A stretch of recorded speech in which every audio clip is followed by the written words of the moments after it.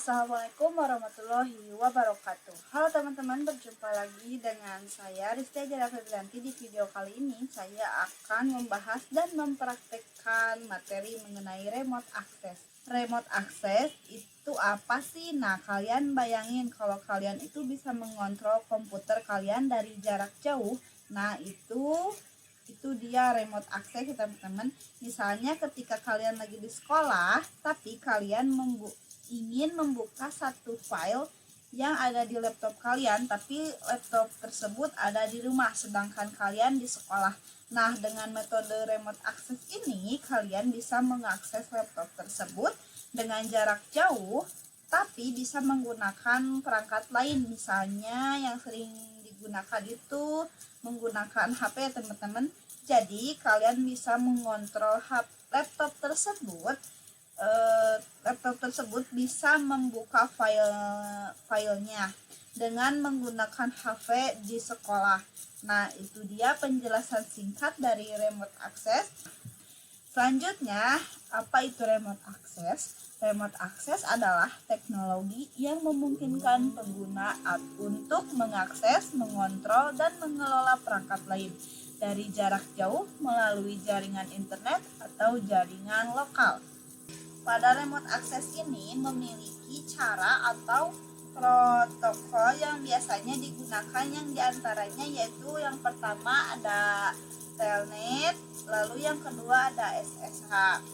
Bedanya apa sih? Bedanya yaitu telnet tidak aman sedangkan SSH itu aman.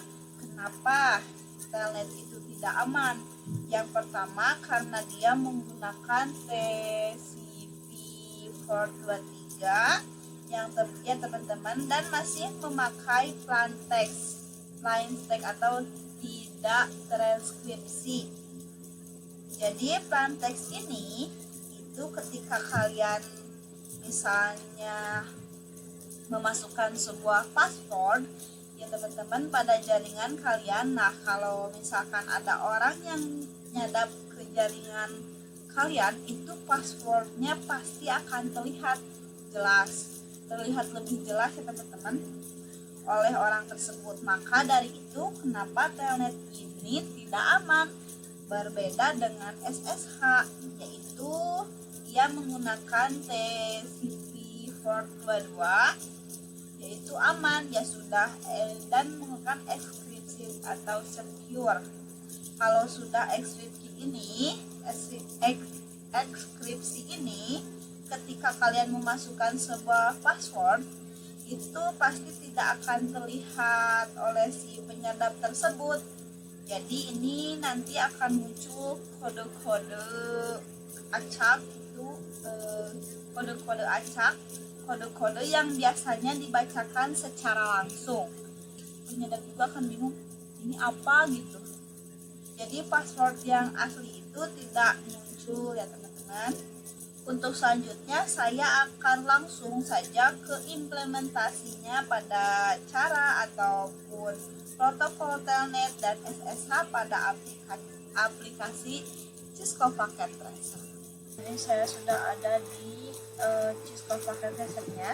Yang pertama saya akan langsung saja membuat topologi sederhana untuk implementasian protokol telnet ya teman-teman. Saya akan mempraktekkan telnet terlebih dahulu. Di sini saya akan menggunakan satu router,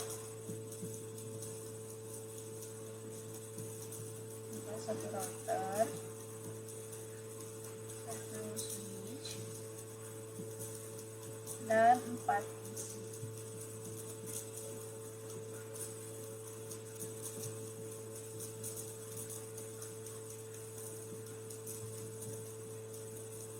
Lalu sambungkan dengan kabel.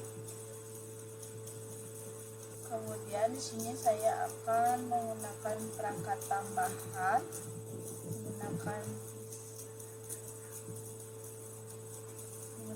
PC.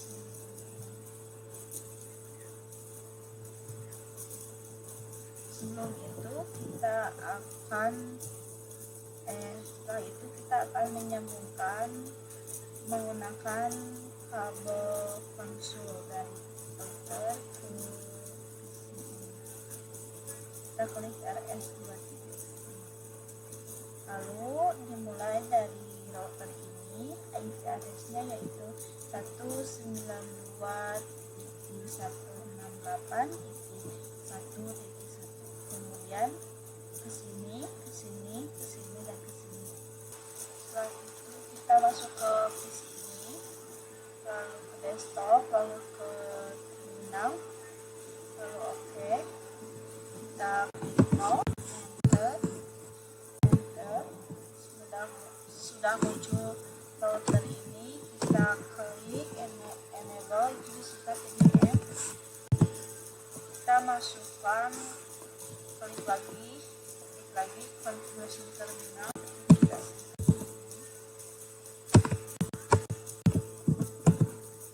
Lalu yang pertama-tama masukkan IP router terlebih dahulu, yaitu dengan menulis perintah enter.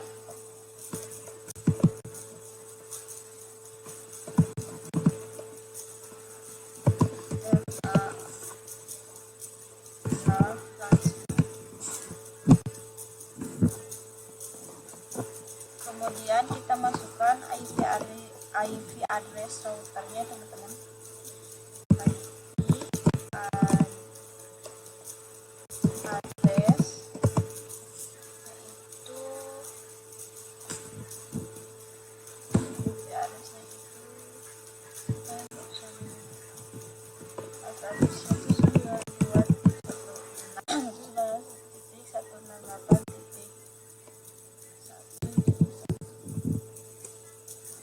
Kita masukkan subnet masnya itu 255.255.255. Dan jangan lupa dinyalakan ya teman-teman dengan menggunakan perintah no.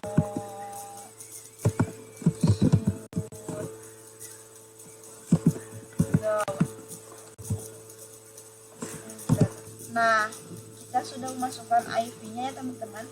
Kita di sini tulis exit.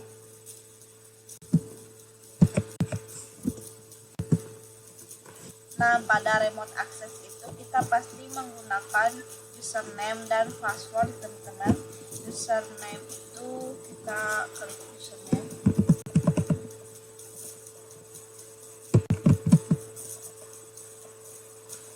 Contohnya anak kosong.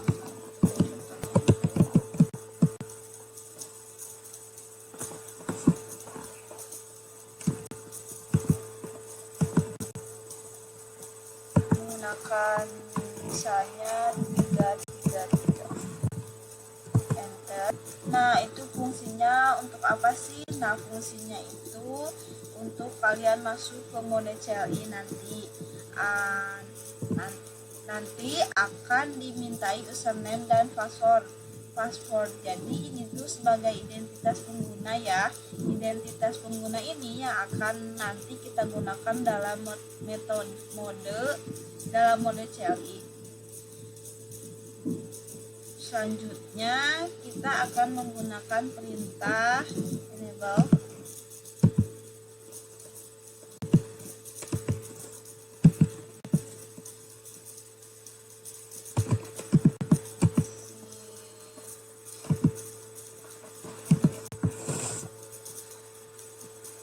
Secret. Untuk memasukkan password enable secret ini beda dengan password yang di atas ini ya teman-teman. Yang di atas ini berbeda, teman-teman. Ini itu untuk login, sedangkan enable secret itu untuk masuk.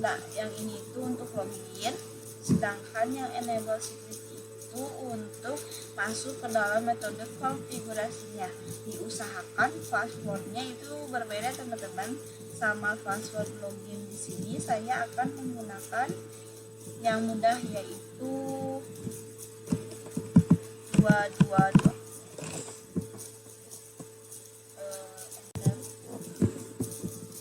Kita akan mengganti nama perangkat terlebih dahulu dengan perintah hostname.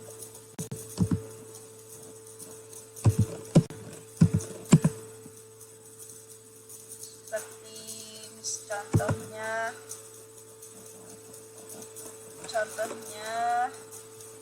RT01 atau router 01. Nah, di sini kita akan langsung saja mulai konfigurasinya remote access teman-teman. Yang pertama yaitu dengan menggunakan perintah IP domain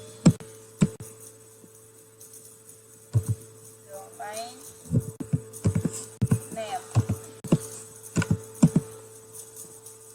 Contohnya ris.com.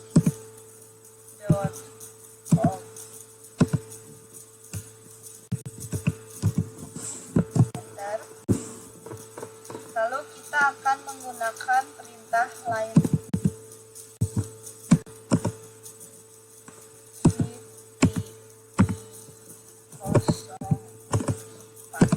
VTI itu apa sih? VTI 04 itu adalah berapa orang sih atau berapa banyak orang yang kita izinkan untuk mengakses ke dalam jaringan kalian. Misalnya saya di sini menggunakan 004. Ini cara menghitungnya adalah mulai dari 0, 1, 2, 3, 4. Jadi ada 5 ya teman-teman. Jadi ada 5 orang yang saya izinkan untuk masuk dan mengakses ke dalam jaringan kita. Itu difungsikannya, kemudian masuk, itu fungsinya ya teman-teman. Kemudian memasukkan perintah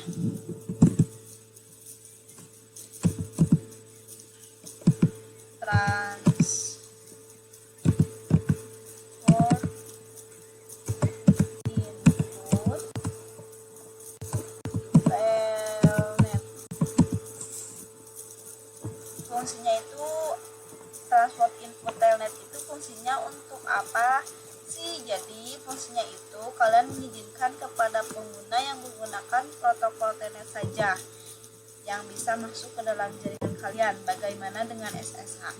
Berarti yang SSH itu tidak bisa masuk kalau kalian di sini menuliskannya telnet saja.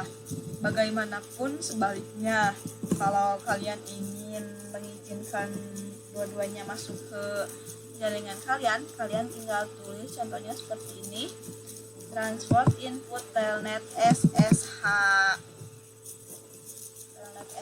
gitu ya teman-teman. Tapi di sini saya mengizinkannya hanya telnet saja. Di sini kita tulis, di sini kita tulis lagi login lokal. Untuk apa sih login lokal itu? Yaitu untuk ketika ada orang yang ingin masuk ke dalam jaringan kalian, itu harus login dulu. Nah, jadi pada komputer telnet ini sebetulnya sudah seperti ini saja teman-teman. Kita enter, lalu tulis exit. Udah. Kita coba mengetesnya itu kita masuk ke configure, lalu klik masukkan IP router 192.168.1.1 enter.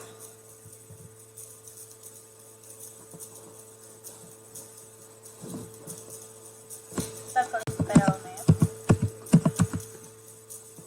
masukkan IP-nya 192.168.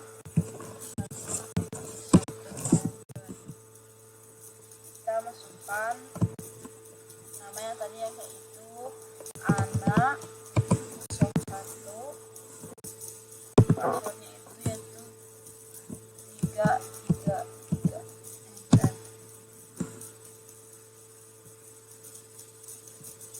Lalu kita klik enable, lalu masukkan password yang kedua yaitu 222, enter. Nah, di sini kalian sudah bisa melakukan konfigurasi ya teman-teman dengan menggunakan telnet. Sebetulnya bedanya tipis banget teman-teman. Kalau telnet itu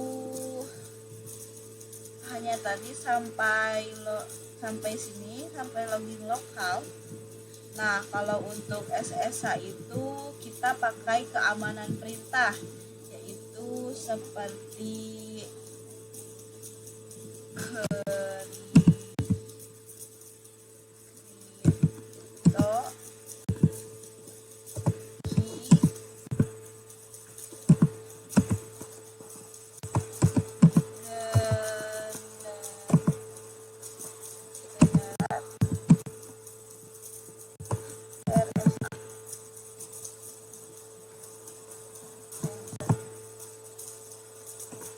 di sini yaitu crypto key generate RSA itu di sini yaitu berapa panjang bit yang akan digunakan, berapa minimal yaitu 1240 minimal.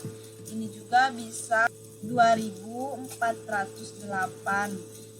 Maksimalnya itu yaitu 4096.